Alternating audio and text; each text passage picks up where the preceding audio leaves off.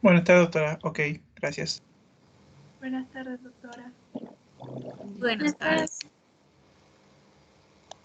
Buenas tardes, doctora.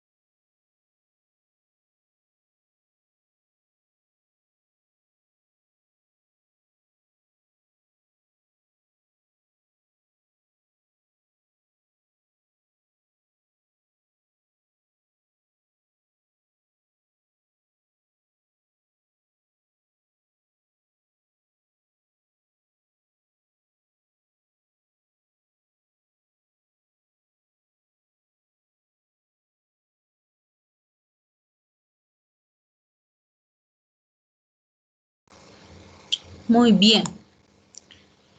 Entonces iremos empezando.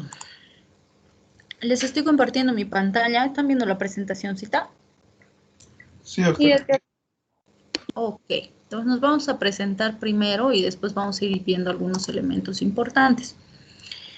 La materia es farmacología y terapéutica, ¿no es cierto? Ya han debido escuchar porque la materia tiene su fama. Yo también tengo mi fama de ser la bruja de farmacología.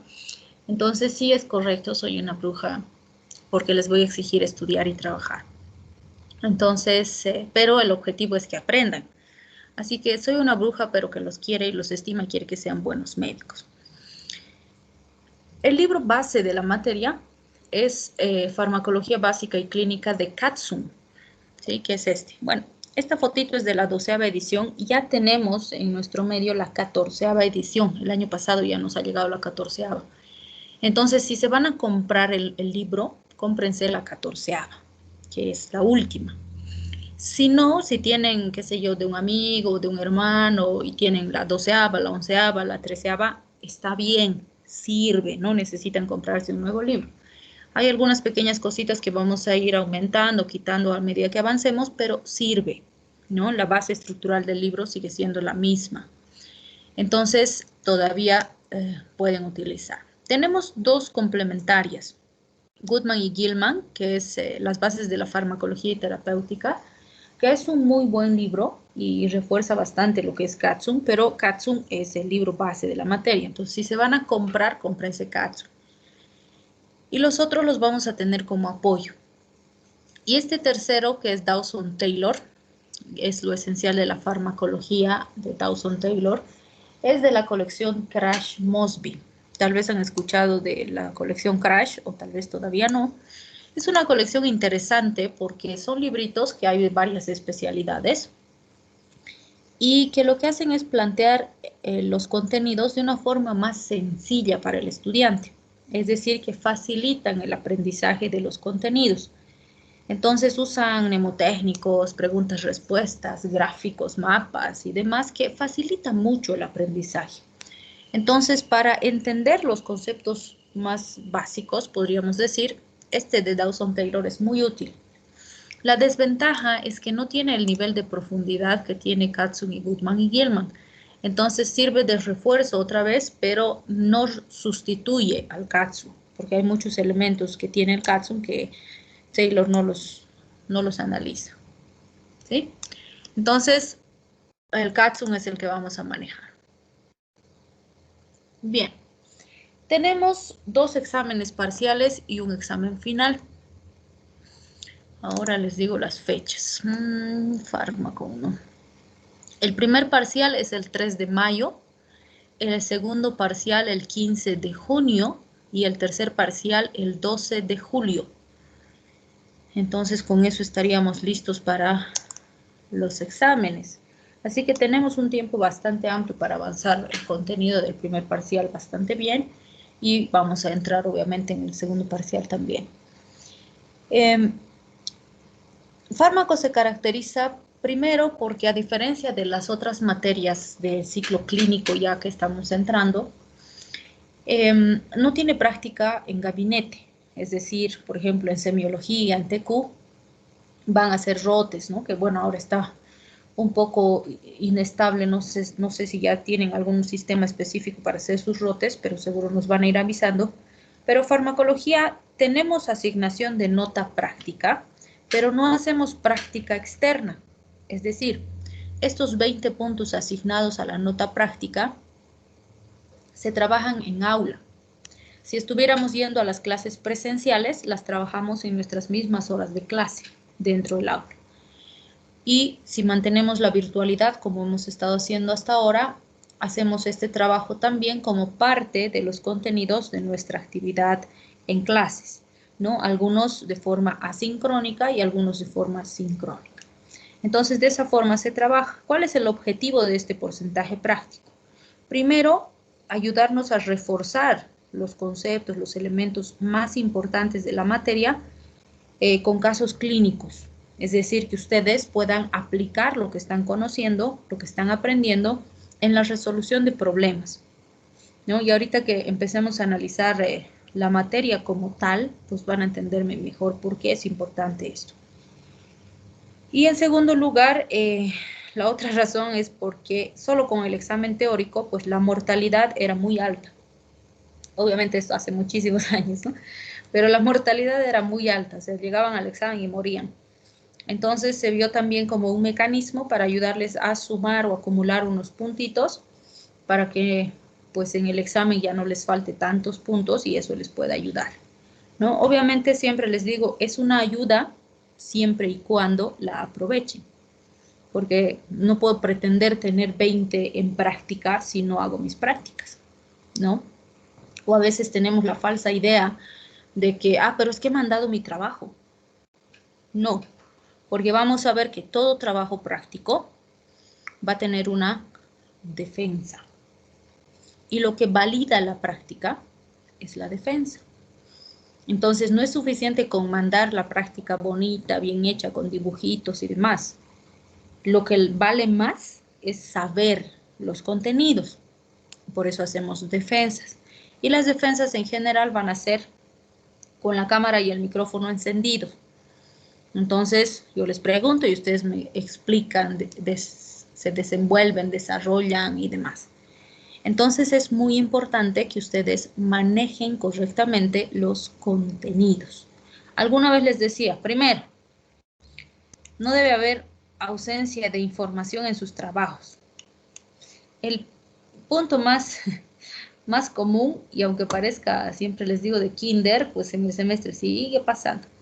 Tienen que poner su nombre completo en las prácticas. Bueno, el sistema nos ayuda bastante en eso porque los identifica, ¿no? Por su correo a cada estudiante. Pero tienen que estar todos los datos completos. O por ejemplo, a veces les pregunto, digamos que les pregunto, explique la síntesis del ácido clorhídrico y en esa vía metabólica identifique dónde actúan los antagonistas H2, los inhibidores de la bomba de protones y los antiácidos. Entonces, a veces agarran y me dibujan hermoso, o me consiguen un gráfico lindo que se encontró ahí por internet y me ponen en la práctica y se olvidan poner dónde actuaban los H2, los inhibidores de bomba y los antiácidos. Entonces, obviamente, aunque haya presentado el trabajo, eso no quiere decir que va a tener 20 de 20. En el caso de esta pregunta, por ejemplo, valdrá la mitad. Si es que el ciclo que ha hecho la síntesis está perfecta, valdrá, si valía 20, pues valdrá 10. Porque hay un elemento importantísimo que no ha hecho. Pero si la vía, además, o sea, aparte que solo hizo la vía está más o menos descrita, faltan enzimas, faltan pasos, etcétera, no puede valer 10, pues valdrá, qué sé yo, 5, 7, 8, dependiendo de cuántos elementos le faltan. Entonces, eso es importante que consideren. No es entregar la práctica o enviarla y ya está. Tengo que saberla. Y ahí va esto de la copia de trabajos. Primero que si pillo 2 trabajos exactamente iguales, anulo ambos. Porque es imposible saber quién copió y quién no copió. Y no es válido que vengan y, bueno, pues se ha enojado y le ha dicho, no vas a ser más mi amigo si no dices la verdad, y vienen los dos y me dicen, yo me he copiado, doctora, dele nomás su nota a él o a ella, ha sido mi culpa. No es válido, porque les estoy diciendo el primer día de clases. Entonces, no se copien, o bueno, si se van a copiar, pues camúflenlo bien para que no se note, que es exactamente igual. Y en eso les digo, siempre les hago énfasis, porque una vez tenían que hacer un mapa conceptual. Y el sinvergüenza, porque era el varón, que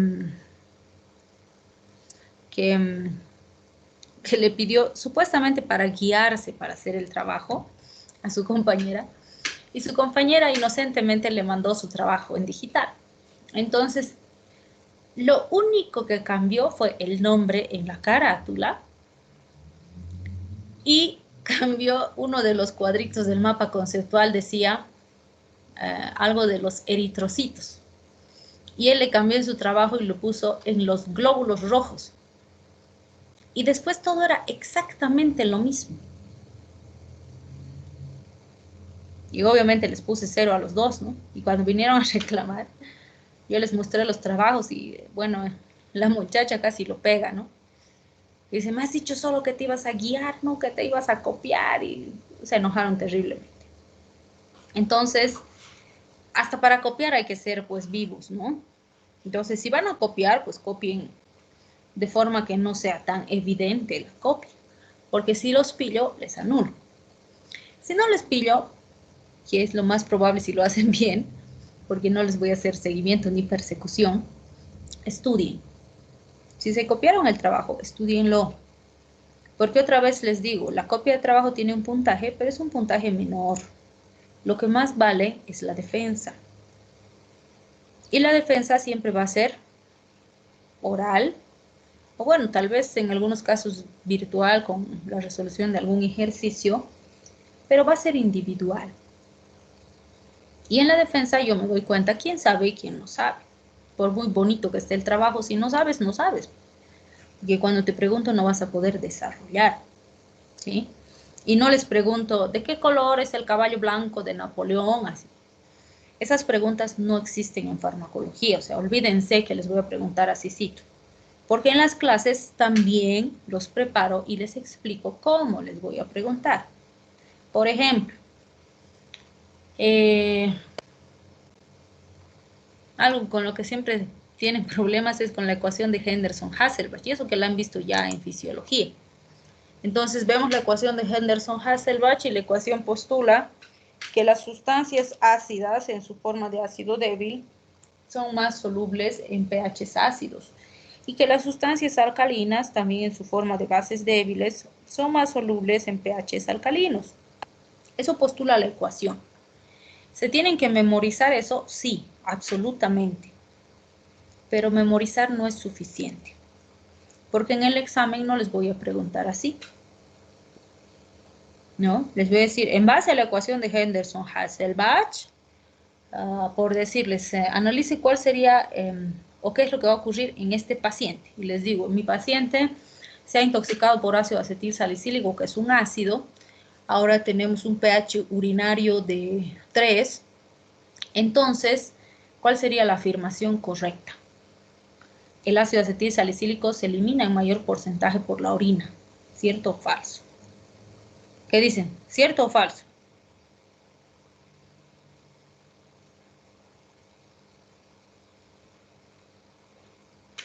¿Se han dormido o se han asustado?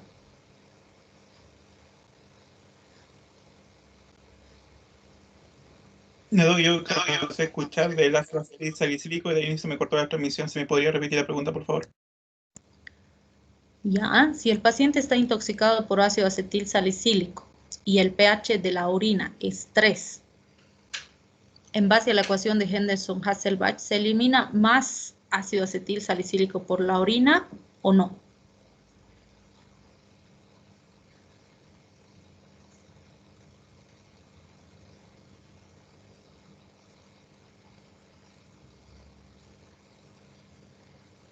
El examen va a ser así. No se preocupen que ahora no tienen todavía que saber las respuestas porque eso recién vamos a avanzar. Pero es un ejemplo para mostrarles que sí tienen que memorizar lo que es la ecuación y en qué consiste la ecuación, pero lo principal es que entiendan cómo van a aplicar ese conocimiento. Entonces, en base a esta definición que hemos hecho, yo diría que es falso, porque si es ácido y el pH urinario está ácido, se va a reabsorber más. ¿Qué significa que se reabsorbe? Que va a volver al plasma. Y si vuelve al plasma, no sale por la orina. Entonces no se va a eliminar más, se va a eliminar menos. ¿Qué tengo que hacer para favorecer su eliminación? Alcalinizar la orina. Ahí aplico la ecuación de Henderson-Hasselbalch. Entonces, en el examen se les va a plantear así, casos en los que ustedes tengan que aplicar lo que van a memorizar. Y obviamente, esto que memorizo, para llevarlo a un conocimiento significativo y que me pueda ayudar a resolver problemas, requiere un tiempo de procesamiento. ¿Sí? No es que memorizo y ya puedo aplicar ahorita. Pero sí, si ejercitan, probablemente lo van a hacer más rápido. Entonces, eso hacemos en las clases. Y van a ver que las clases, si bien les facilito el material que utilicemos y demás, no está todo escrito en la diapositiva. Porque no vengo y leo mi diapositiva, no. Sino que vamos a ir desarrollando los contenidos que están en la diapositiva y ahí vamos dando ejemplos, vamos mencionando otros elementos, cuándo aplicamos, no aplicamos, etc. Entonces, solo memorizar las diapositivas, por ejemplo, nunca va a ser suficiente. La diapositiva solamente es una guía para orientarme qué debo reforzar con el libro. Y denle una revisadita hoy día al Katsum y van a ver que es un libro un poco pesado, podríamos decir. Es lindo, pero cuando le agarras el gusto. Si han leído el Harper en bioquímica, ya saben cómo es bioquímica, el Katzen es peorcito que el Katzen en relación a la complejidad y la forma de explicar. Que el Harper también, o sea, al principio cuesta terriblemente, pero cuando le agarras el hilo, pues te va muy bien. Y el Katzen es así. Te explican difícil, te da vueltas, te complica, te enreda. Pero cuando le agarras el hilo, pues es un libro bello, ¿sí? Y las diapositivas cumplen la función de eso, de orientarles en qué cosas son más importantes para reforzar con el Katzen. Y si ustedes van a la clase y luego van al libro, van a ver que les va a ayudar a entender mejor los conceptos y a ver qué elementos son más importantes de resolver. Y bueno, para hacer el ejercicio pueden darle, si ya tienen el libro, darle una miradita, una ojeadita, para que vean más o menos el nivel de complejidad que tiene el libro, ¿sí? Bien. La asistencia a las clases, ustedes saben que tiene un porcentaje de asistencia determinado para habilitarse al examen, ¿no? Yo siempre voy a llamarles lista, vamos a controlar porque es parte de los requisitos de la universidad y del pensum, pero en general yo no suelo inhabilitar, ¿sí? Son ustedes que determinarán si la clase les sirve o no les sirve. Pero obviamente, pues vayan cuidando sus asistencias. La ventaja de ahora es que podemos conectarnos para estar ahí presentes y después podemos estar estudiando. No hay grandes problemas. Entonces, siempre les digo, identifiquen sus métodos de estudio. Si les sirve la clase teórica y aprenden en lo que vamos revisando, vamos viendo y demás, perfecto. Estén al 100 en la clase atendiendo, mirando, preguntando, les va a servir. Pero si ese no es su método de aprendizaje, por ejemplo, qué sé yo, aprenden mejor si se sientan en casa con cero bullas y todo en silencio, agarran su libro y empiezan a leer, perfecto, estudien así. Entonces se conectan, le bajan el volumen y empiezan a estudiar. Pero aprovechen esas 2 horas que tienen la obligación de estar presentes y estudien. Porque si van a querer dejar el contenido que vamos a ir avanzando para la última semana antes del examen, ahí sí van a estar fregados. Porque farmacología, ya les han debido decir, es una materia difícil, pero no porque yo la haga difícil, sino porque es una materia amplia y compleja. Los contenidos son un montón. Para cada parcial vamos a tener entre 6 a 8 temas por parcial, incluyendo el final, que también tiene una cantidad similar de temas. Y todos los temas son gigantes. Entonces, si queremos estudiar en esa semana maratónica que estamos examen tras examen tras examen y se ponen además, ¿no? Modo fisiopato. Y les hablo de fármaco y, así. Porque está en modo fisiopato, ¿no? No les entra nada más que fisiopato. Pasa fisiopato, se pone en modo semio, por decir. Solo semio. Les pregunto fisiopato que ya han dado y, nada. Entonces, esos días antes de su examen, pretender aprender todo lo que tenemos que aprender es prácticamente imposible, ¿sí? Primero, porque es mucho. Segundo, que como les decía, para ese proceso de poder aplicar, no es suficiente la memoria. En esos días, tal vez si son así muy capos, muy genios y pucha, se memorizan al tiro, tal vez puedan memorizar. Pero van a llegar al examen y van a zapatear porque la memoria no es suficiente. Necesitan poder analizar y aplicar. Y para aprender a analizar y aplicar se requiere tiempo. Si no lo hacen con tiempo es muy difícil, ¿sí? Entonces, así como hay notas buenísimas de 90 y demás, también hay notas bajísimas de 20 y tantos, 10 y tantos sobre 100. Entonces, es muy importante que tema que avanzamos, tema que estudien. Y no solo en fármaco, ¿no? En las otras materias también. Porque si no se adaptan y no crean ese ritmo de estudio, les va a costar demasiado. Y lo más probable es que el resultado sea negativo. ¿Sí? Entonces, en farmacología, estudiar a última hora es un pecado. Así que hay que estudiar siempre con tiempo.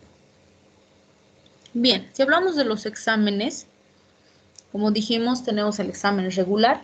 En los exámenes regulares, pues son los que están programados. Lo ideal es dar el examen regular, porque es más sencillo. En el entendido de que es de selección, sí les informaré que desde hace un año ya estamos aplicando selección múltiple con una o varias respuestas. ¿Qué quiere decir eso? Que en el examen pueden haber un inciso correcto o pueden haber 2, 3, 4, 5 incisos correctos. ¿Qué implica esto? Que tienen que estudiar mejor los temas. Porque por decirles, si son 2 incisos correctos y marcan uno y el segundo no, el sistema no les reconoce la pregunta como válida. Entonces tienen que dominar más los conceptos, ¿sí? Obviamente no es el 100% de las preguntas con esta característica, pero es importante estudiar más. La mortalidad, por decirlo así, es más alta con este sistema. Y la razón de que se hace este sistema es simplemente que el nivel académico mejore o se mantenga. Otro elemento importante que deben considerar en el examen virtual es que en mi materia yo elaboro el examen de modo que les salga pregunta por pregunta. Es decir, no les va a salir en una sola hoja todas las preguntas del examen. Les va a salir una por una, ¿sí? ¿Qué quiere decir esto? Que el tiempo y la probabilidad de copiar es más limitado que si me saliera el examen completo. Entonces, siempre les digo, no tiene que existir ninguna razón por la cual no pueda elaborar el examen de esa forma. Primero, porque el sistema soporta de forma tranquila que den pregunta por pregunta, no se cuelga ni nada. Y segundo, porque hasta donde yo sé, ninguno de ustedes tiene 2 cabezas, 4 ojos y demás para poder revisar o leer 2 o 3 preguntas al mismo tiempo. Todos solamente revisamos una pregunta a la vez. Entonces, no representa ningún limitante para el estudiante, pero sí refuerza un poquito la disminución de la probabilidad de copia o de fraude, por decirlo así. Entonces, ese es otro elemento que deben considerar para el examen.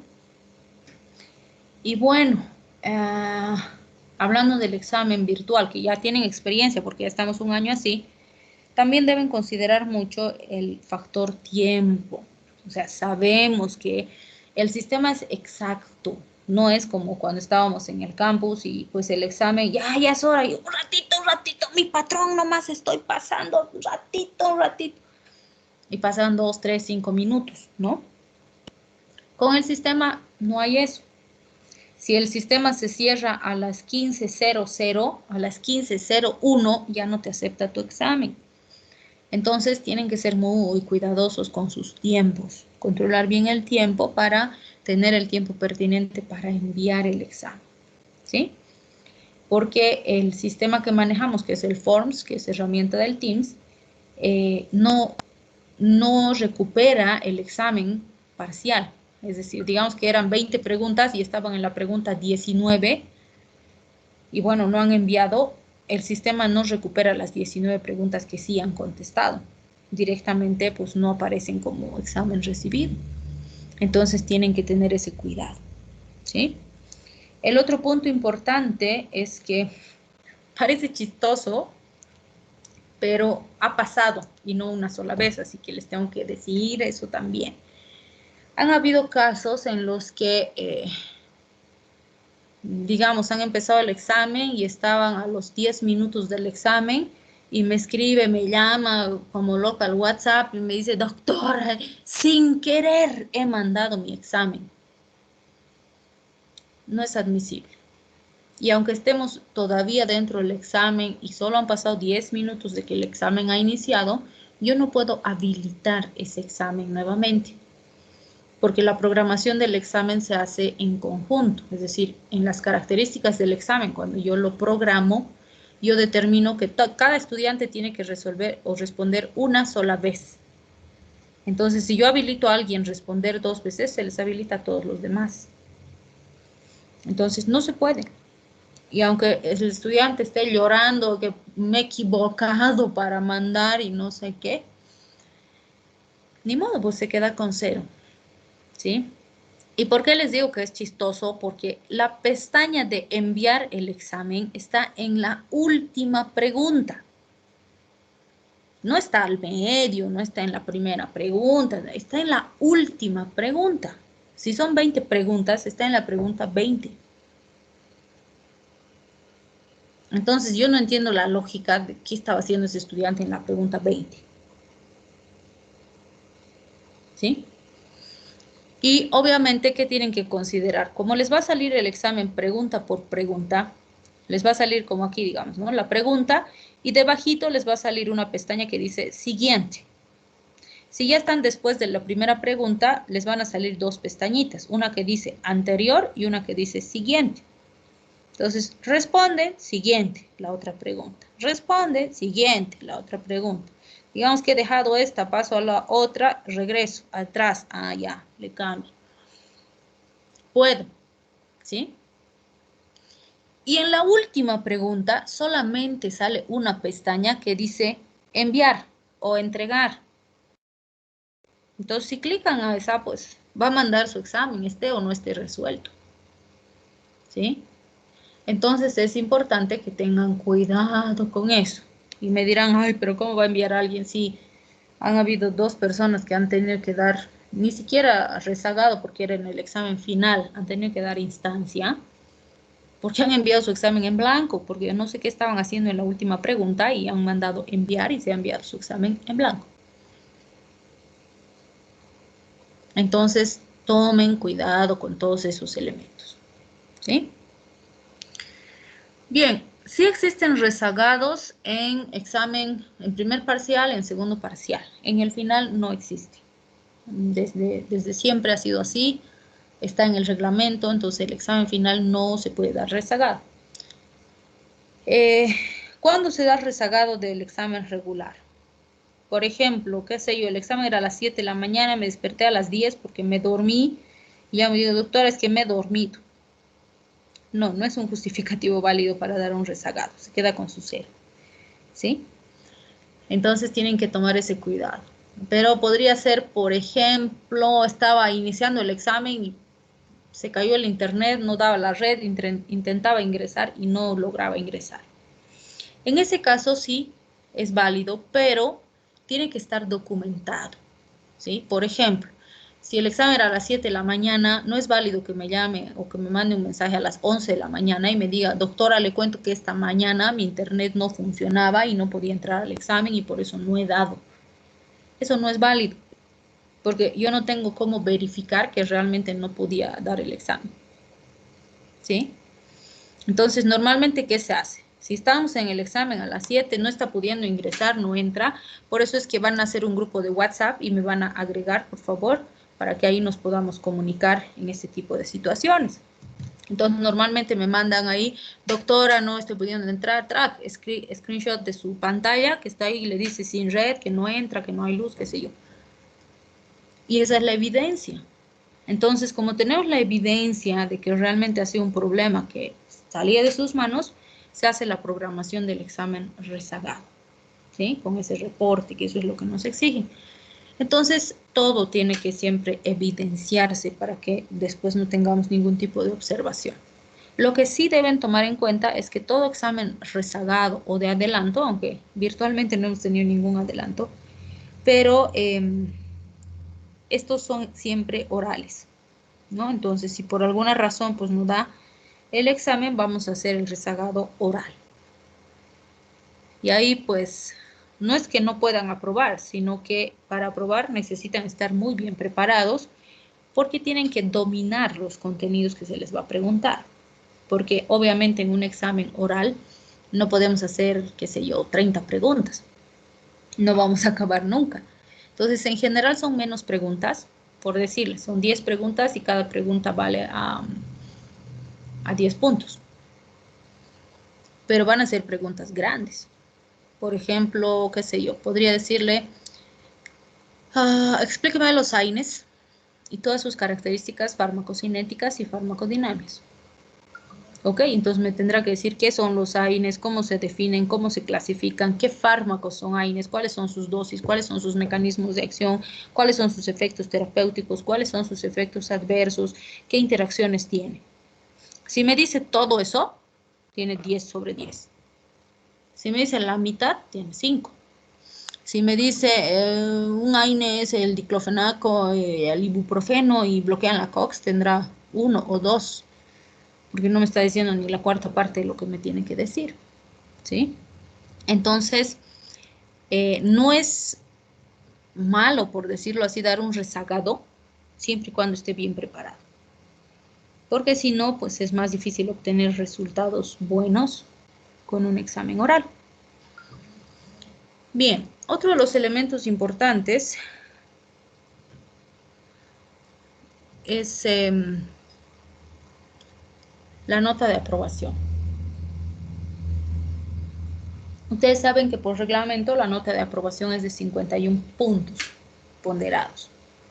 No es lo mismo un punto que un ponderado.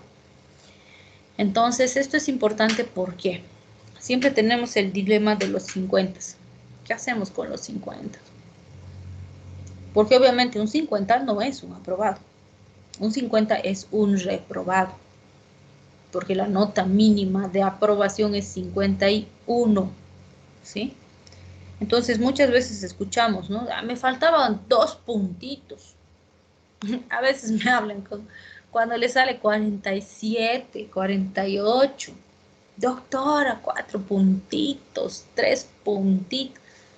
No son puntitos, son ponderados, que es muy diferente. ¿Sí? Entonces, siempre me tomo este tiempito para explicarles un poco esto, que tal vez ya lo saben, pero si no, pues es importante que lo entiendan. Primero, siempre les digo, no es obligación del docente aprobar ni reprobar al estudiante. El docente es el facilitador. Son ustedes los que aprueban o reprueban en base a su desempeño. ¿Sí? Si un estudiante obtiene 50 ponderados, esta nota la saca el sistema.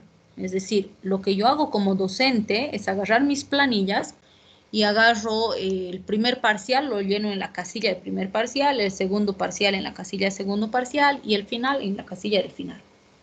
Cuando yo lleno el primer parcial y entrego las actas, por eso es que revisamos las notas antes de entregar las actas, se entrega al sistema y el sistema bloquea esa casilla. O sea que yo no puedo, por ejemplo, qué sé yo, a fin de año subirle 2 puntitos en el primer parcial, 2 puntitos en el segundo. No, porque esas planillas están bloqueadas hasta para mí, hasta para el director de carrera. Si queremos que por algún error, por ejemplo, se habilite, tiene que ser con una carta justificado por qué, qué estudiante, qué ha pasado, por qué vamos a modificar esa nota, etcétera, etcétera. Entonces, primer y segundo parcial están cerrados cuando dan el final. Y como les he dicho, en el primer y en el segundo parcial tienen 20 puntos de práctica. Pero en el final ya no, es solamente el examen. ¿Sí? Entonces, ¿qué pasa? Digamos que Juanito se sacó en el primer parcial 20. En el segundo parcial se sacó, qué sé yo, 35. Y en el examen final, como pues estaban mal los 2 primeros, se ha rajado y se ha sacado 80. Y con eso, el sistema le pone 50 de promedio. El sistema promedia automáticamente con fórmula. Nosotros no promediamos. Entonces, fíjense, decimos, ya está con 50, a ver, le ayudaremos un poco. Se sacó 80. En el único examen que puedo ayudarle para subir un puntito es en el final.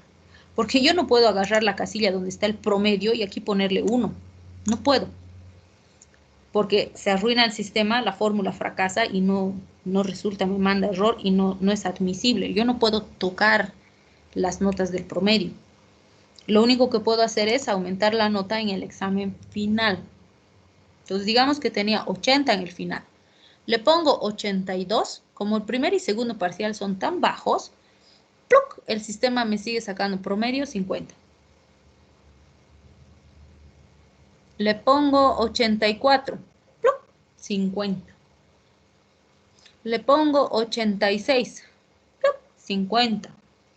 Y digo, miércoles, ya no le quiero ayudar a este, que se quede nomás con 50. 6 puntos ya le hemos subido y nada. En los peores casos, les prometo que le tengo que subir en el final 10 puntos para que esto suba a 1. ¡Puc! 51.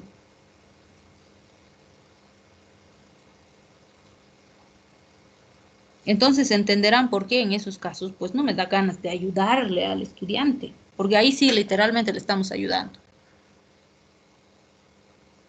Si la primera y segundo parcial las notas son más o menos cercanas al 50, 40 y tantos, 51, 50, qué sé yo. Sí, le voy a poner en el final 2 puntitos y ¡pluc!, va a subir a 51.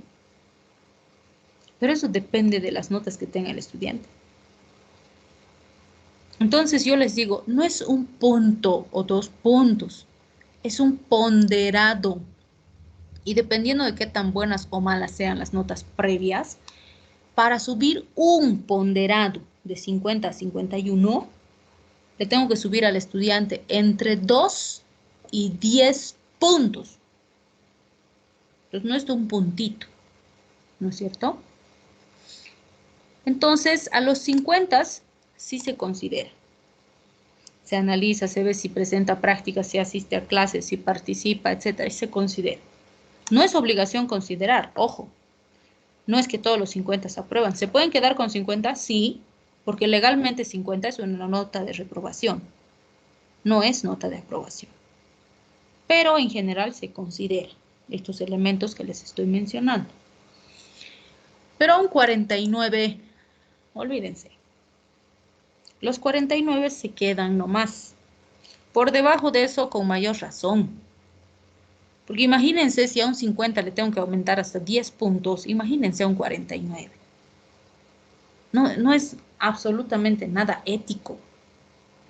¿Sí? Entonces, no se olviden esto. Lo ideal es que no estemos en esa situación.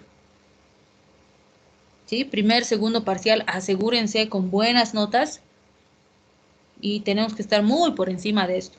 Y así no nos preocupamos y no tenemos que estar en estos dilemas existenciales. ¿Sí? Bien, otro punto importante que debemos analizar ahora, que bueno, les voy a avisar ahora, pero también les voy a ir recordando a medida que vayamos avanzando. Nos han tocado este semestre 3 feriados. Uno es el 2 de abril, que es Viernes Santo. El otro es Corpus Christi, que es el 3 de junio. Y el otro es el 21 de junio, que es el Año Nuevo Aymara. Entonces, este semestre nos han pedido que hagamos la programación de la reposición de esas clases ya desde el inicio del semestre, o sea que van a estar ya programadas en su cronograma también.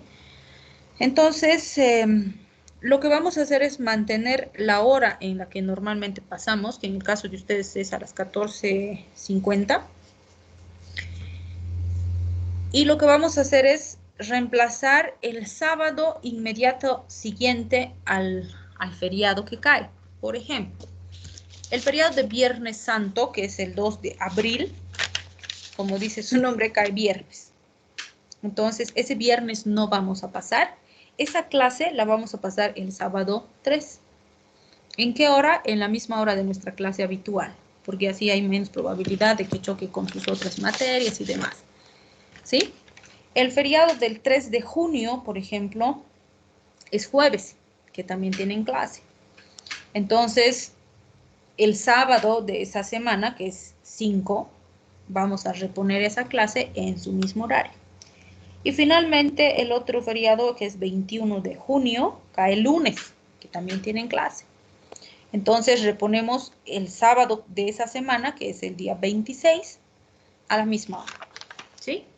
Como les digo, va a estar programado en su calendario y demás la clase, pero ya les estoy avisando para que vayan tomando recaudo y así no se nos haga tan pesado. Entonces, 3 sábados nos vamos a sacrificar para completar nuestra carga horaria.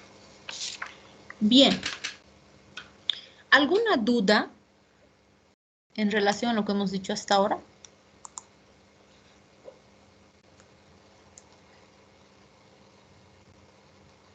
Creo que no. Doctora, ¿Sí? quizás una consulta. Estaba revisando el temario hasta el primer parcial y revisando el libro de Capsule. Entonces, el primer parcial sería hasta el capítulo 9. A ver, vamos a abrir el Teams. En general sí, pero lo que tienen que considerar es que los contenidos no son precisamente correlativos. Por ejemplo, vamos a empezar el 1, el 2 y el 3, si los llevamos seguidos, generalidades, farmacocinética, farmacodinamia.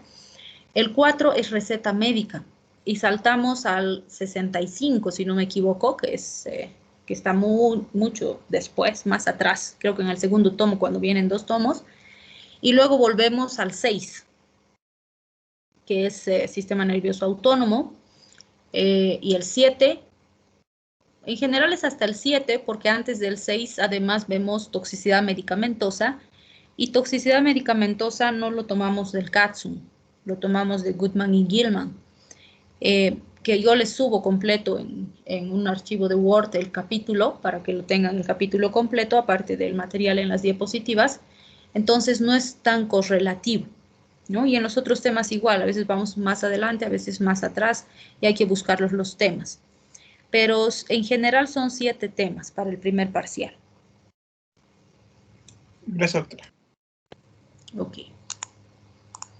¿Alguna otra duda, pregunta?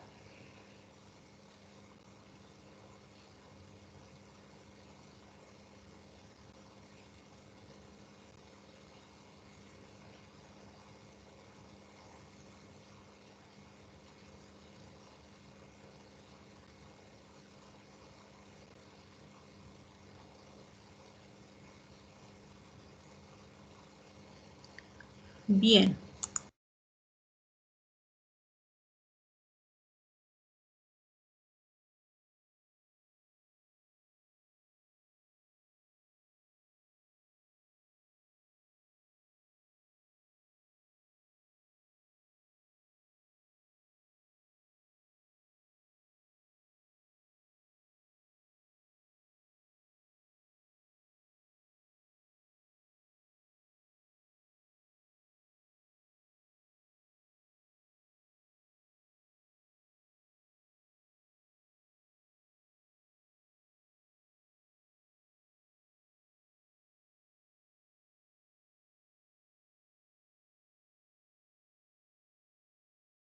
Bien.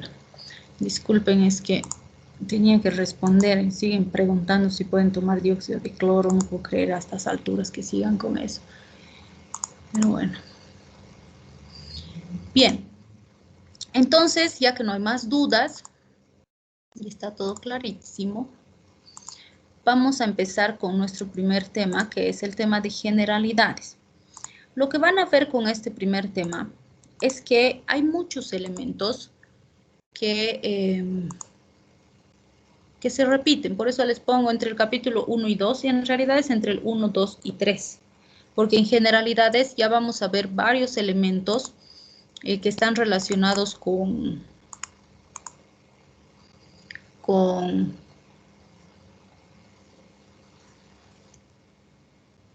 farmacocinética y farmacodinamia, que son el tema 2 y el tema 3. Entonces, en general los vamos a ir viendo juntos.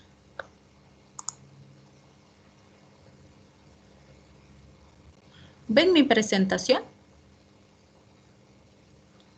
Sí, doctora. Ok, lo que quiero es ponerlo en...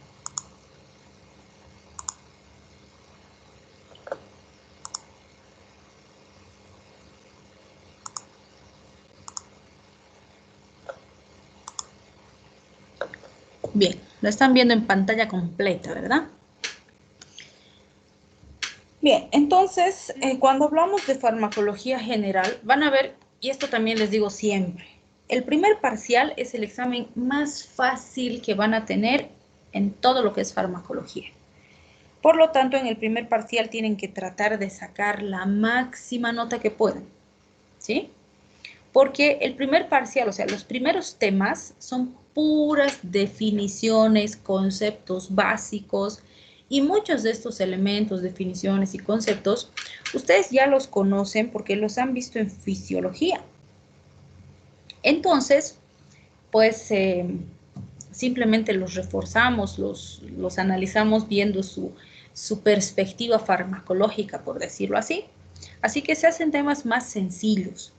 En cambio, a partir de colinomiméticos, que viene después del sistema nervioso autónomo, ahí ya se pone complicada la cosa porque ahí empezamos a aplicar todos estos conceptos básicos que vamos a ver en los fármacos. Y ahí ya tenemos que memorizar los fármacos, sus mecanismos de acción, sus aplicaciones, sus dosis y demás. Y entonces el contenido en sí se hace más pesado, más complejo y más harto. Entonces es importante aprovechar también estos primeros temas en ese sentido. Un elemento fundamental cuando hablamos de farmacología son los receptores. Y van a ver que mucho de lo que vamos a analizar está en relación a receptores. Entonces es muy importante ver los receptores.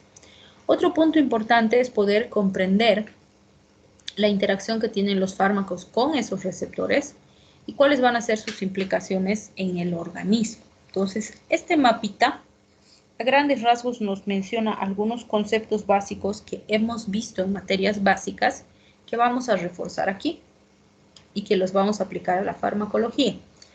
Por ejemplo, en otras materias ya han hablado de la naturaleza de las sustancias químicas, que pueden ser sólidas, líquidas, gaseosas, interaccionar en un pH determinado, qué es el pH, cómo se cuantifica, dónde se mide, etcétera, etcétera. Cada uno de esos elementos es aplicable a los fármacos. Tenemos fármacos sólidos, líquidos, gaseosos. Los fármacos tienen una pKa o una pKb que está en relación al pH. Y todos estos elementos interaccionan para determinar cómo y dónde va a actuar el fármaco en el organismo. El tamaño molecular que ustedes han visto en Bioquímica 1, que es ahora, ¿no?, lo que era Introducción a la Bioquímica. Sabemos que está entre 100 y 1000 gramos por mol. Cada fármaco tiene un peso molecular específico porque está compuesto por sustancias químicas. Entonces, la mayoría está en ese rango, pero tenemos excepciones. Tenemos algunos que son chiquititos, chiquititos, como 7 gramos por mol, por ejemplo, o que son sumamente grandes. Entonces, lo que vamos a analizar aquí es qué implicación tiene eso para un fármaco. ¿Es mejor o es peor? ¿Facilita su ingreso o no? ¿Facilita su eliminación o no? Lo mismo con las uniones fármaco-receptor. Ustedes han visto varios tipos de enlaces, ¿no? Enlaces covalentes, electrostáticos, hidrofóbicos. Nos interesa analizar cuando el fármaco se une al receptor, qué tipo de enlace forma. Y ese enlace que forma, ¿qué relevancia tiene? ¿Serán mejores los enlaces débiles o serán mejores los enlaces fuertes?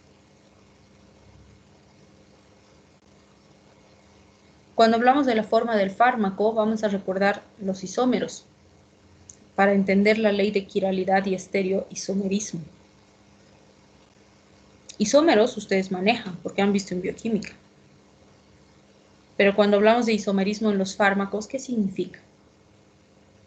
¿Y qué relevancia tiene esto para el fármaco y para la acción del fármaco? Si hablamos del diseño de los fármacos, ¿qué estamos buscando? Aquí vamos a detenernos un poco a hablar del dióxido de cloro y de los fenómenos que hemos visto en esta pandemia en relación a esto de los fármacos. Porque tristemente en nuestro medio todo el mundo se cree que tiene la capacidad de medicar. Todo el mundo medica. Todo el mundo prescribe y tristemente todo se consigue en la farmacia sin una receta. Todo así. Uno puede ir, se compra cualquier cosa. Y nadie controla. Entonces, es muy, muy importante analizar esto del diseño de los fármacos, que está dentro del tema generalidades, aunque en el libro es un tema completo aparte. Si no me equivoco, se llama Diseño Racional de Fármacos o algo así en el capítulo 5, que antes estaba en el pensum, pero lo han quitado en una de las modificaciones que se ha hecho de la malla curricular. Pero con el contexto actual, pues valdría la pena volverlo a introducir, porque es increíble que médicos estén prescribiendo dióxido de cloro, porque no tiene ninguna base, y vamos a ver cuando lo analicemos. Ahorita no vamos a discutir eso todavía. Bien, entonces lo primero que vamos a hacer es analizar el concepto de fármaco. Están viendo mi presentación, ¿no? Me van a avisar porque hace rato con fármaco 2 yo ya estaba en la diapo 4 y ellos seguían en la 1, creo.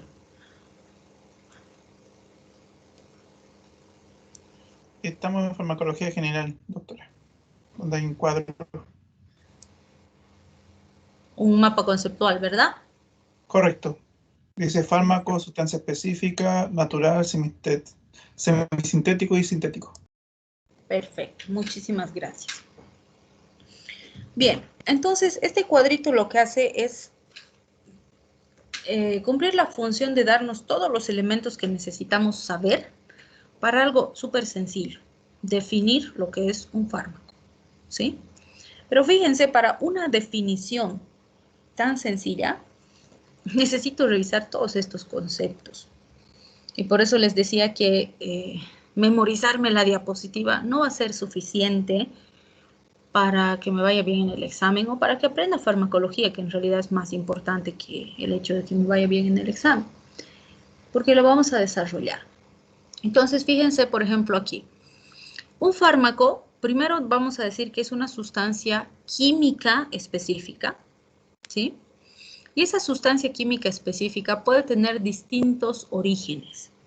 Puede ser natural, semisintética o sintética.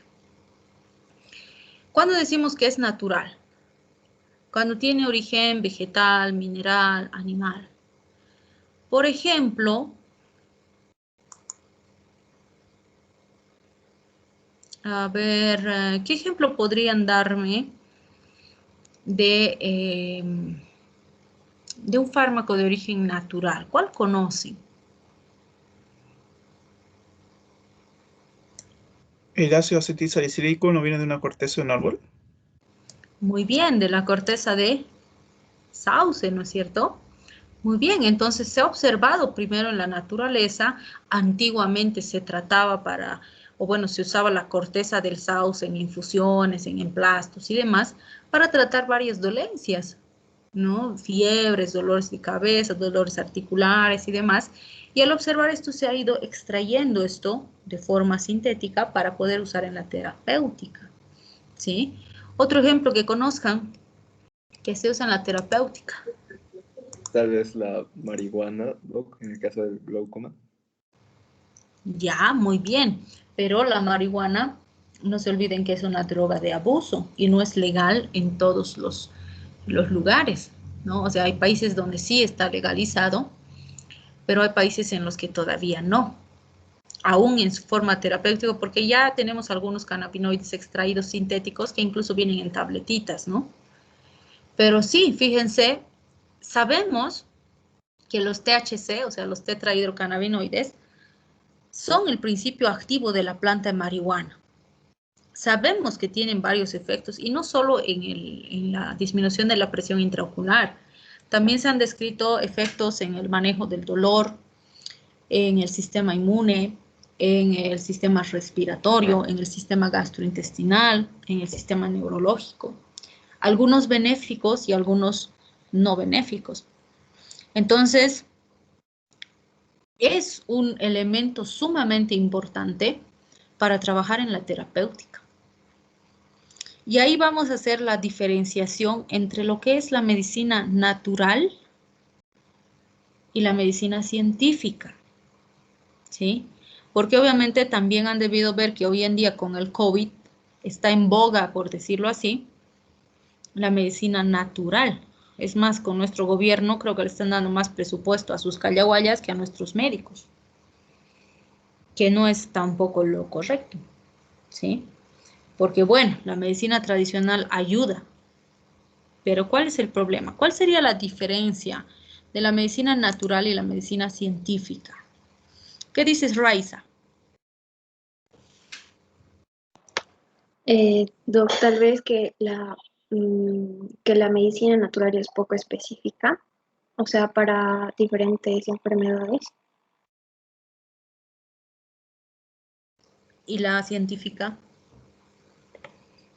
Yo pienso que la científica es más específica ya que, o sea, hacen fármacos específicos y hacen un estudio más profundo, mientras que la medicinal se puede decir que sí ayuda, es decir, la natural sí ayuda, pero no de manera específica, o tal vez poco eficaz. A ver, nos pondremos un ejemplo.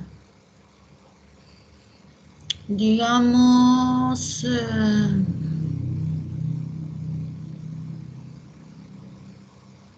ya. Tenemos un paciente y que, bueno, es un paciente real, han debido ver los documentales. Era, no me acuerdo si es un niño o una niña, que convulsionaba aproximadamente 60 veces por día. Y le han dado anticonvulsivos. Todos los anticonvulsivos que tenemos a disposición. Han usado todas las asociaciones conocidas de anticonvulsivos que existen. Y con ninguna han logrado estabilizar o disminuir la incidencia de convulsiones. Y los padres, en su desesperación y viendo otros estudios, buscando alternativas, etcétera, han empezado a usar aceite de marihuana, ¿no? El aceite extraído de la planta. Y con este aceite de marihuana, el pacientito convulsiona exagerando 2 veces por mes.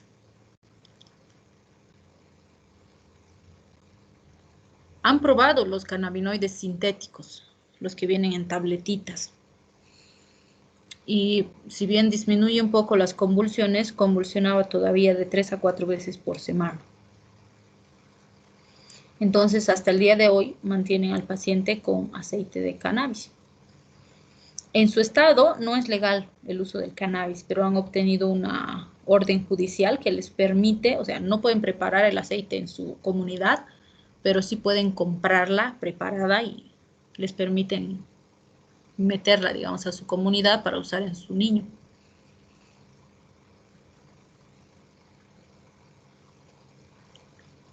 Entonces, ¿cuál será la diferencia? ¿Qué dices, Andrea?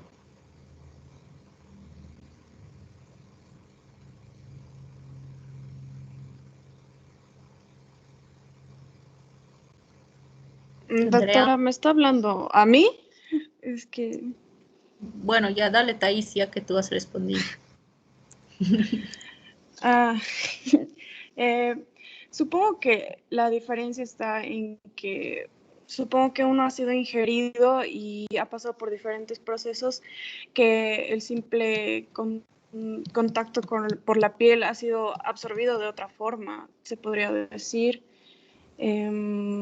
Como cuando usamos una pomada, la aplicamos en la piel, cuando también podríamos tomar algo para pasar el dolor y de manera diferente es absorbido.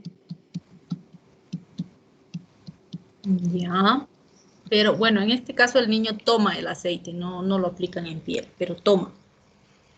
Pero fíjense, en este caso el tratamiento natural ha sido de lejos mucho más eficiente que todo lo que tenemos en la medicina científica.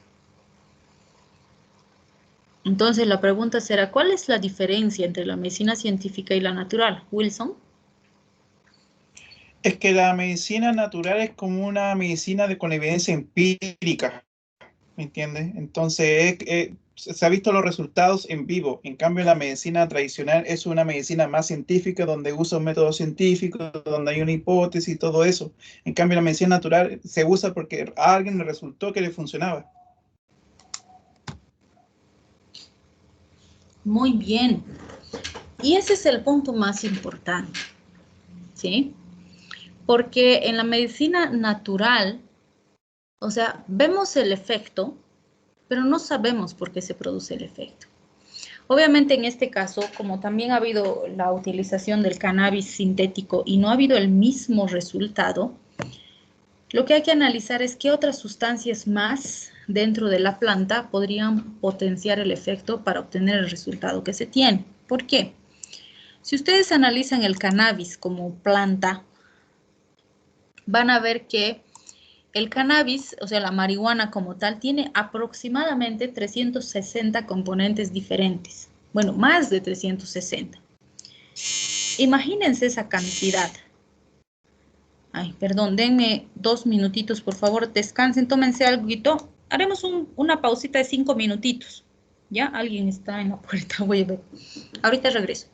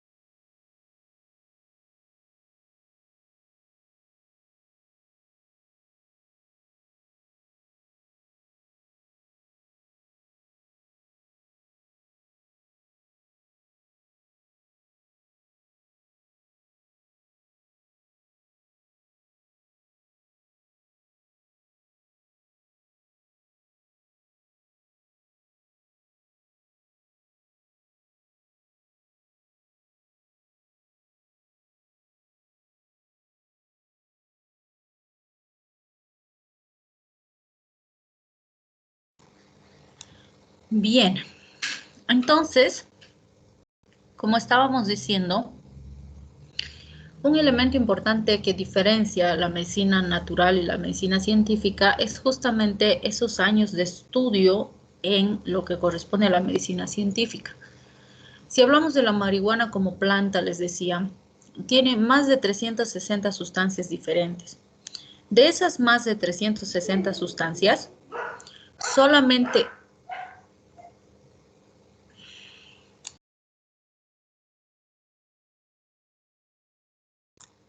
solamente 11, fíjense, son cannabinoides. O sea, los THC famosos que conocemos, solamente 11 de esas sustancias son cannabinoides. Y más de 300 son otras sustancias entre las que vemos hidrocarburos, terpenos, aceites, resinas y demás. Entonces, si habláramos, por ejemplo, de hidrocarburos, para que vean de qué estamos hablando, los hidrocarburos son la gasolina, el tiner, el diésel, etc. No, el diésel no, la gasolina y demás. Pero fíjense, los hidrocarburos en general son dañinos para la salud. Se usan mucho en la industria, pero no en los individuos, ¿no? Entonces, ¿cuál es el problema? Con la planta completa, le estamos aportando al individuo los cannabinoides junto a todas estas otras sustancias. Entonces, es esperable, podríamos decir, que pueda tener efectos adversos graves relacionados a estas otras sustancias. Dependiendo de la cantidad que se encuentra en la planta, será el tiempo necesario para que éstas se manifiesten, ¿no? En cambio, cuando usamos el cannabinoide puro, extraído, por decirlo así, en un comprimido de un fármaco, estamos usando solamente la sustancia específica. Como decía una de sus compañeras, es más específico, ¿sí? Sin embargo, yo les invito a pensar esto. Si con el cannabinoide sintético, en el caso que hemos puesto de ejemplo, no se ha conseguido el mismo resultado, ¿qué nos haría pensar en relación a esa diferencia con la planta? ¿Qué pensarían ustedes? Que Si estamos tal vez extrayendo el cannabinoide. en el aceite puede existir una sinergia, como que todos los componentes trabajan en equipo.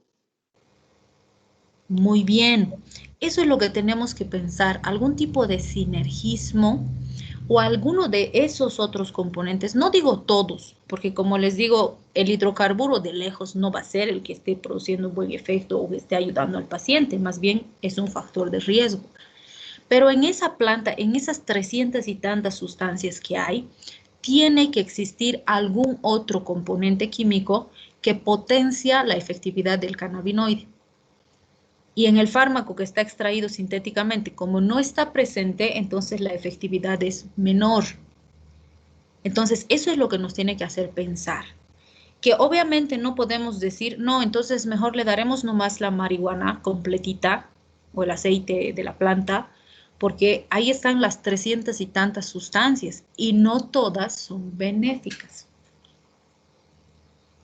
Y es por eso que para que cada fármaco salga al mercado, se requieren tantos años de estudio. Y por eso les decía, cuando hablamos de la creación de nuevos fármacos, y eso nos va a ayudar a entender el nombre químico, genérico y comercial, existen procesos bien establecidos que se tienen que cumplir. Ahorita les voy a mostrar algunos gráficos.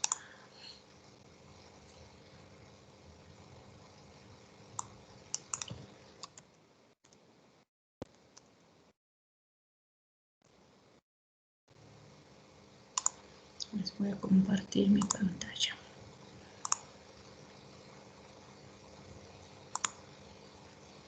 Bien, entonces fíjense los gráficos que tenemos aquí. Uno bueno que nos habla de ensayos clínicos, que es cómo se obtienen los fármacos, es este. Si se fijan, tenemos aquí, están viendo mi gráfico, ¿verdad?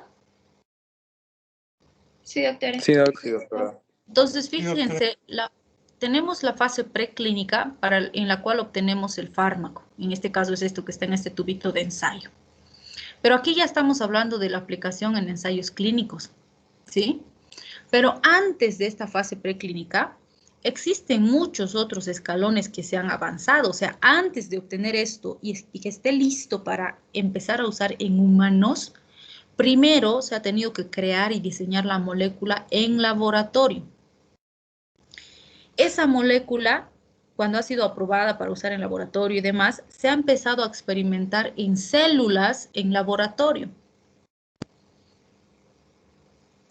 Después de que se vean células, o sea, en cada fase se tiene que describir, eso está aquí, y fíjense, es de 3 a 5 años antes de que se empiece a experimentar en humanos. ¿Sí? En esta fase, ¿qué se hace? Después de analizar celulitas, se empieza a usar animalitos pequeñitos. Después de esa fase, animalitos más grandes. Después, animalitos más parecidos a nosotros. Y cuando se aprueba toda esa fase, recién se puede empezar el estudio en humanos. Pero fíjense, en cada una de esas fases se va a describir cómo reacciona la molécula, si es estable, si es inestable, qué efectos terapéuticos se está produciendo, si la celulita se muere, si se daña, si se complica, si el ratoncito se muere, si le sale alergia, o sea, todo se describe. Y en cada fase se tiene que demostrar que el beneficio supera el riesgo. Porque si sale, por ejemplo, que todos mis cobayos se mueren, no puedo continuar a la siguiente fase. No, tengo que demostrar que esto que estoy usando está produciendo un efecto, sí tiene efectos adversos, pero los efectos benéficos superan a los adversos. Y si es así, pues me van a permitir avanzar a las siguientes fases. Y para esto, obviamente, en estos estudios preclínicos, yo tengo que determinar qué sustancia voy a usar, esa sustancia que estoy usando, dónde va a actuar, y ahí vamos a hablar del mecanismo de acción. Tengo que describir si va a actuar en receptor, por ejemplo, si es la marihuana y es un cannabinoide, va a actuar en los receptores THC, que es un potencial fármaco para muchas patologías que se tiene que estudiar y se está estudiando mucho, justamente porque nosotros en nuestro organismo tenemos receptores THC. Por eso es que sí podemos utilizar y por eso es que sí tenemos que pensar en que puede ser alternativa para varias patologías, porque tenemos los receptores de cannabinoides. ¿Sí? O si voy a usar, qué sé yo, acetilcolina, ¿dónde va a actuar? En los receptores colinérgicos. Yo tengo receptores colinérgicos.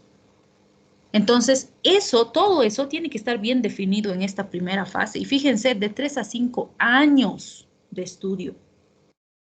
Y aquí todavía no hemos empezado a hacer nada en humanos. ¿Sí? Todo esto, todos los reportes, los avances y demás se deben revisar y aprobar por un comité de regulación ética. Y si se aprueba, recién pasa a la siguiente fase. Y aquí empezamos los estudios, por ejemplo, de fase 1, donde vamos a analizar el perfil farmacológico. ¿Sí? Y esto, fíjense, igual es entre 1 hasta 2 años. En la fase 2 vamos a probar la eficacia. En la fase 3 ya vamos a hacer estudios como el que se está haciendo ahorita, por ejemplo, por la pandemia, porque este proceso igual es así de ampuloso y largo para hacer una vacuna, porque es algo que se va a administrar a la población. Y al principio la gente no entendía, ¿no? Y decía, ay, que ¿por qué no hacen de una vez la vacuna? No se puede hacer una vacuna en un mes. Gracias a Dios teníamos avance porque se estaban buscando vacunas para otras enfermedades virales como el SARS-1, el MERS, etcétera, y con esa base se ha empezado a trabajar para COVID. Y realmente que ahora ya estén saliendo vacunas, a pesar de que estamos en fase 3, ha sido una maratónica, ha sido rápido.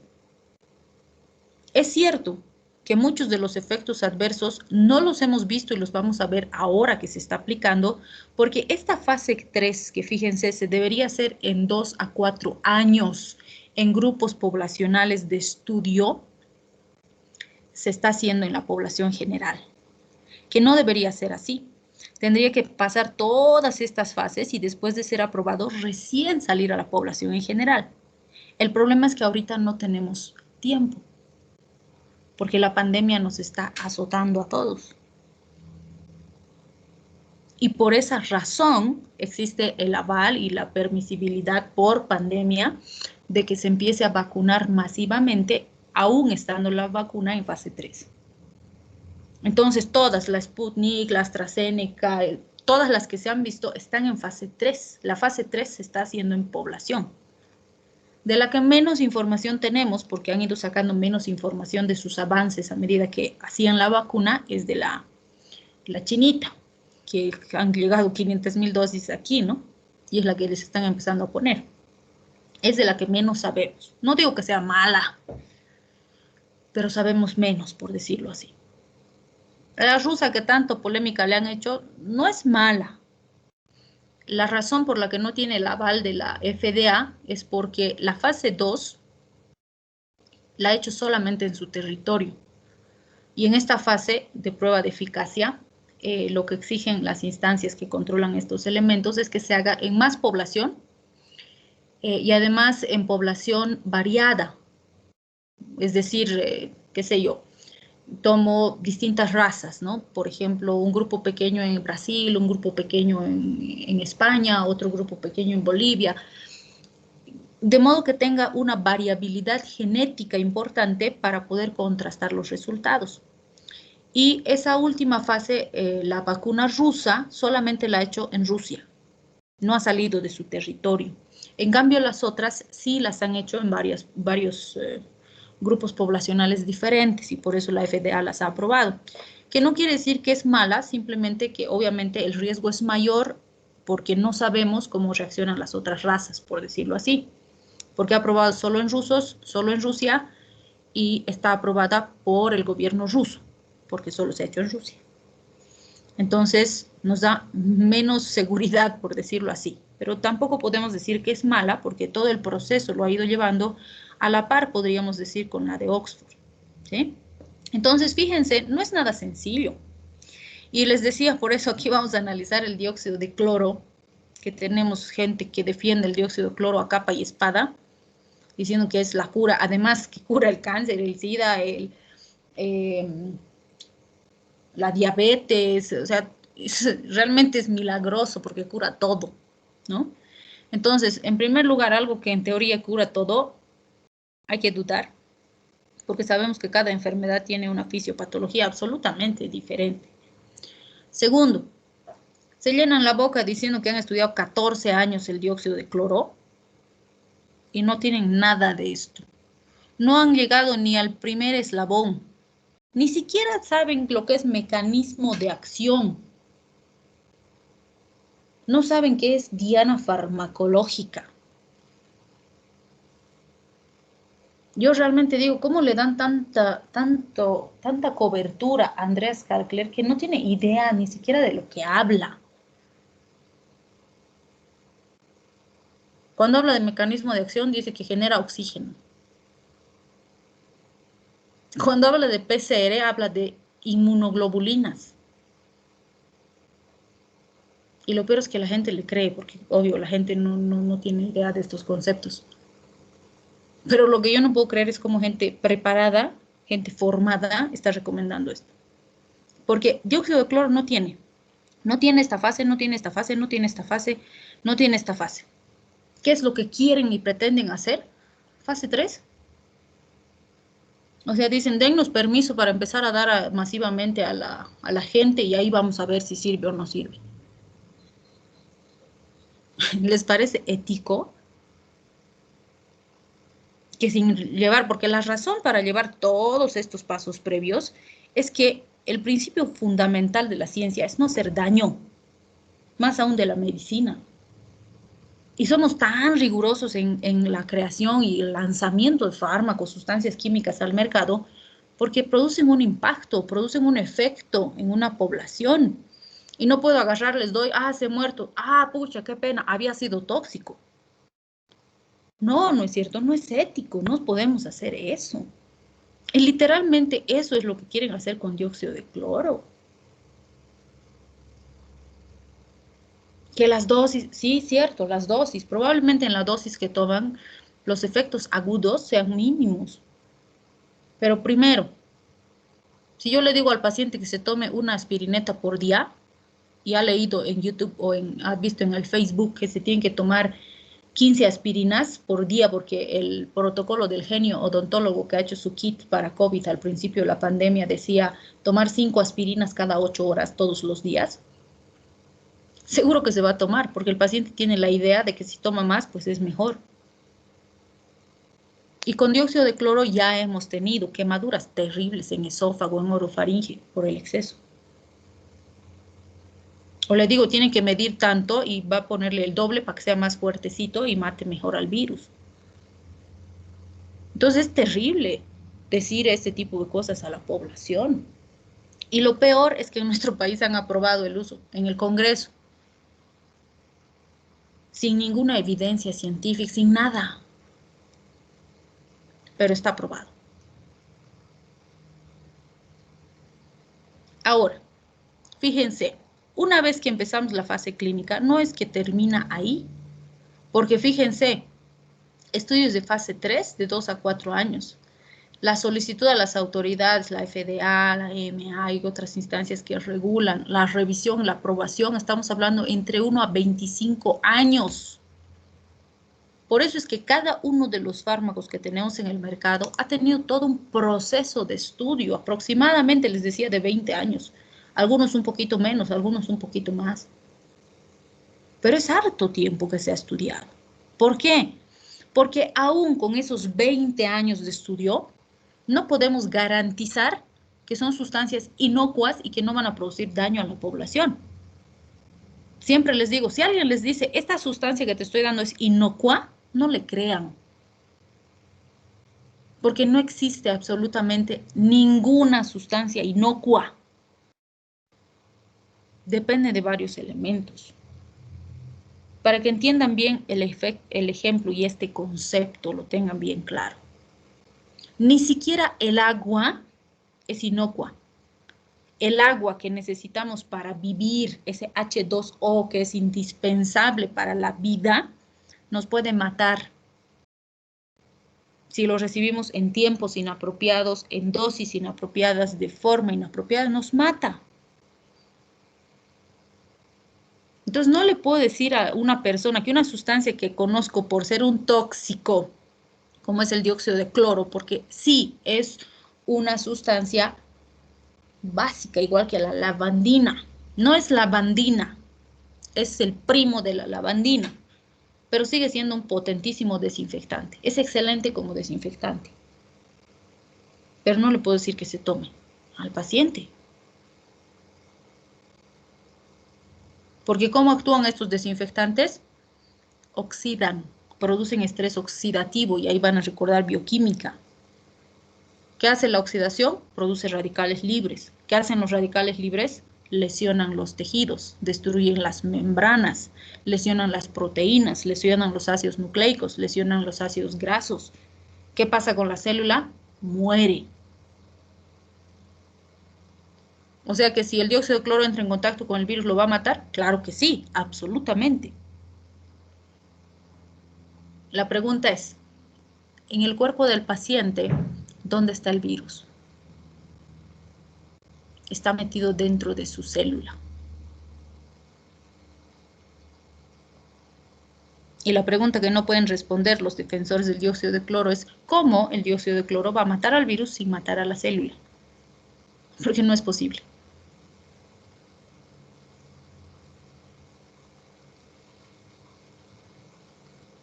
Entonces hay que tener mucho cuidado con estas cosas y esta pandemia nos está enseñando que la educación de la población es tan importante.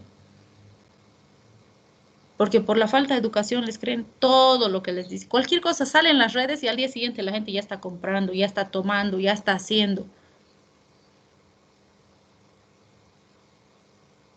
Entonces fíjense, en la fase 1 usamos grupos pequeños, entre 20 y 100 participantes. Igual describimos, vemos qué pasa, qué no pasa, qué complicaciones aparecen. Si se aprueba la fase 1, pasamos a fase 2. ¿Qué hacemos? Aumentamos la muestra. Entre 100 y 1000 pacientes. Fase 3, fíjense, debería ser entre 1.000 y 3.000 pacientes.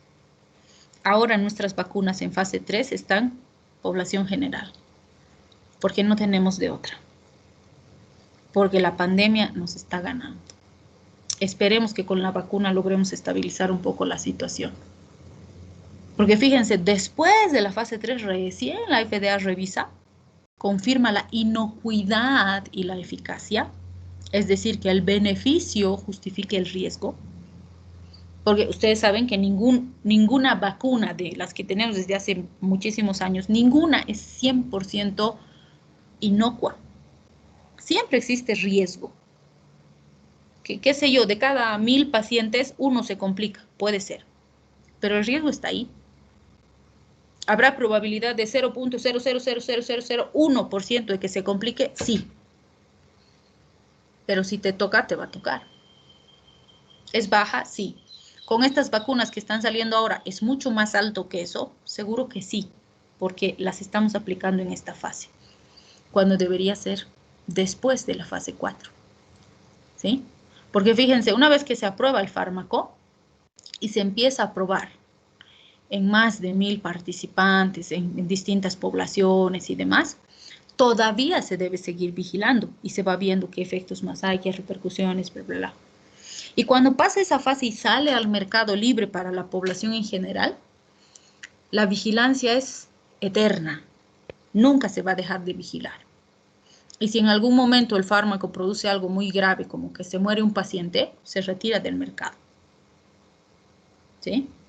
Entonces, fíjense, todo ese proceso tan grande para crear un fármaco y que sea seguro para la población, como les decía, no nos garantiza que no va a tener efecto adverso. Todos los resultados que sabemos en todos estos años de estudio los manejamos sobre el 50% de población a estudio.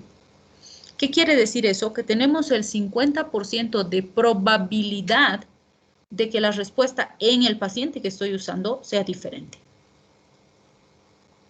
Existe esa probabilidad con todo fármaco, con paracetamol, con aspirina, con ibuprofeno, con glibenclamida, con todo fármaco que ustedes vayan a usar. ¿Sí? Entonces, la medicina científica utiliza o trata de utilizar los principios activos de las sustancias químicas en base a todo lo que ha obtenido de información en esos 20 años de estudio. En cambio, la medicina tradicional o natural, ¿qué es lo que hace? Como decía su compañero, es empírico. El abuelo era callahuaya, entonces le pasó al hijo el conocimiento y le dijo, esta planta vas a usar para el dolor de cabeza. Esta te va a servir para la tos. Esta te va a servir para la diarrea. ¿Por qué? No sabemos. ¿Puede tener eficacia? Sí, evidentemente. Pero esa eficacia podría ser parte de un efecto placebo o podría ser parte de un efecto terapéutico por uno de los componentes químicos de esa planta. Pero mientras no exista este proceso de estudio, análisis y demás, es falso, es una ilusión. Les doy un ejemplo. El dengue es una infección viral, como ustedes saben, o bueno, una enfermedad viral. Sabemos que no hay un tratamiento específico. El tratamiento es sintomático, ¿sí? Se controla la fiebre, hay que controlar que no se complique con unas hemorragias y demás, pero tiene que seguir su ciclo, su curso natural de la enfermedad, ¿sí? Mi madre, que bueno, tiene terrenos en el trópico aquí en Cochabamba, siempre viaja a Villa Tunari. Y bueno, pues se trajo dengue en uno de sus viajes, así que estaba con dengue, mal, y es bien hipocondríaca, entonces tenía mucha sintomatología.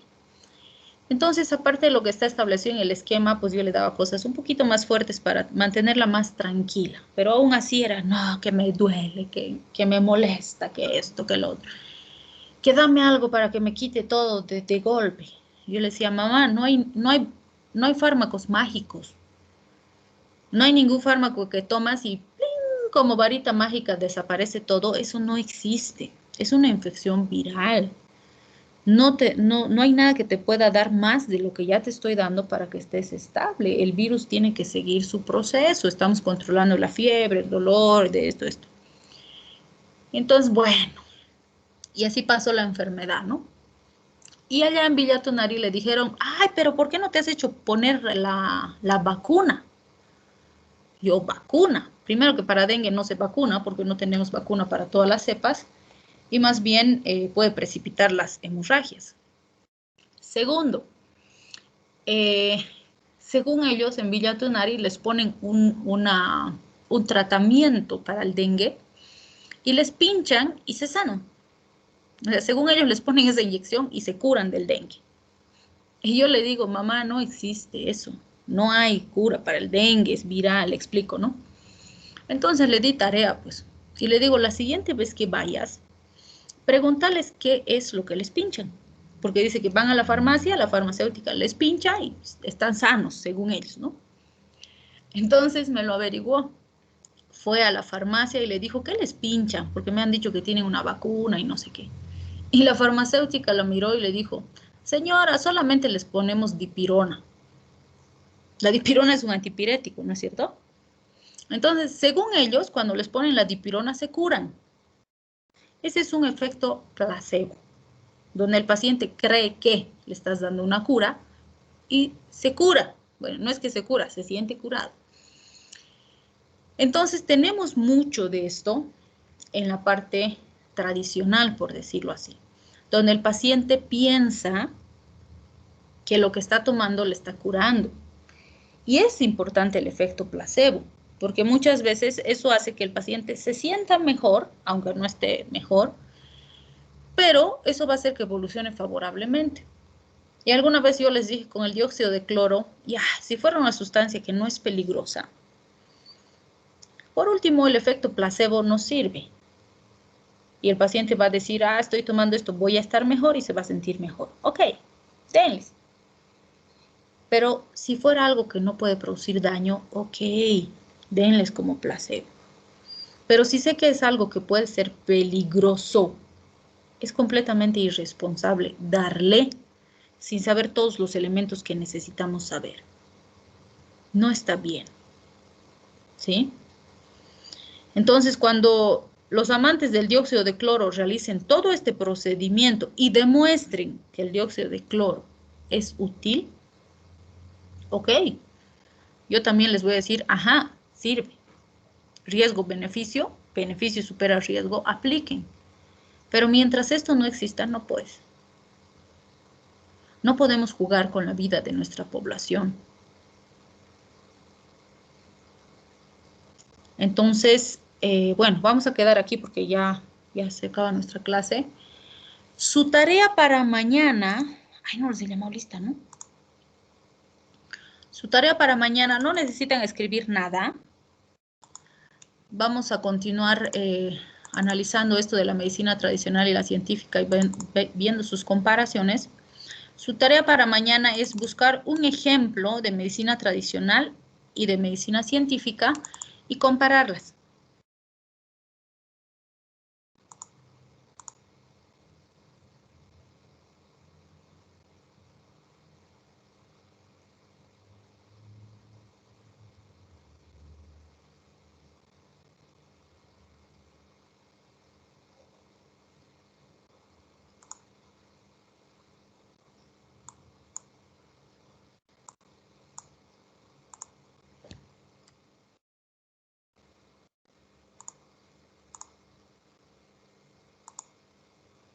Bien, Avesia, André.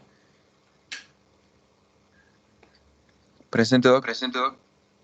Les voy a llamar listita y si quieren ya pueden descansar antes de su siguiente clase, ¿ya?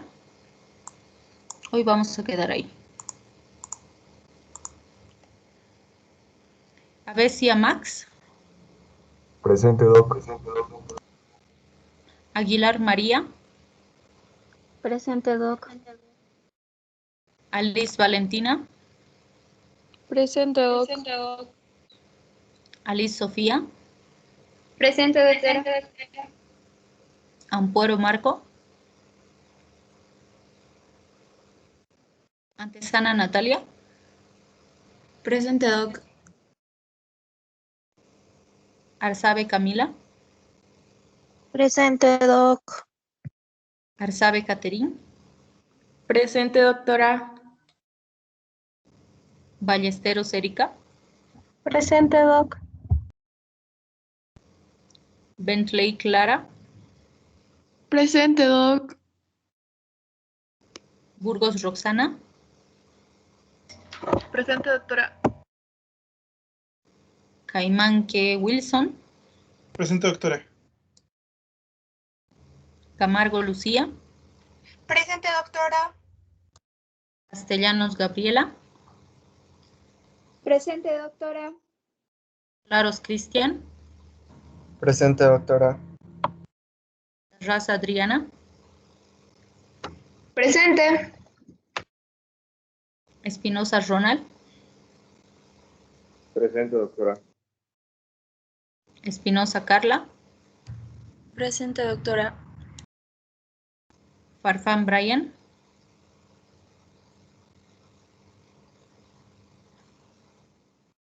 Fernández Debra.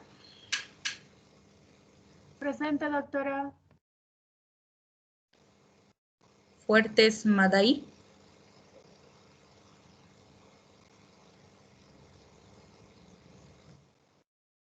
García Cristian. Presente, Doc. García Paul.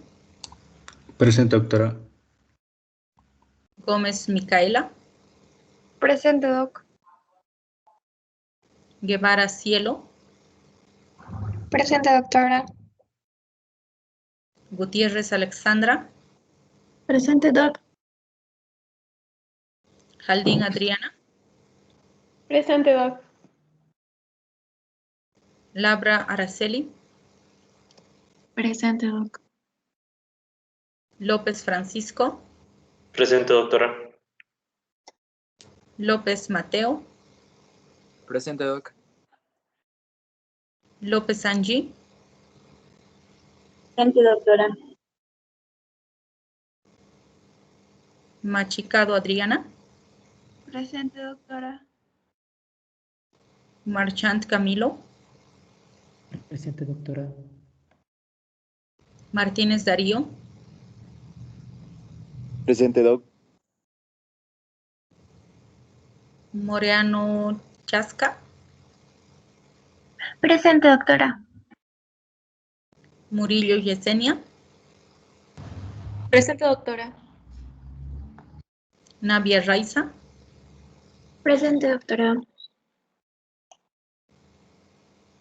Obando Carolina. Presente, doctora. Pérez Camila. Presente, Doc. Quiroz Aleida.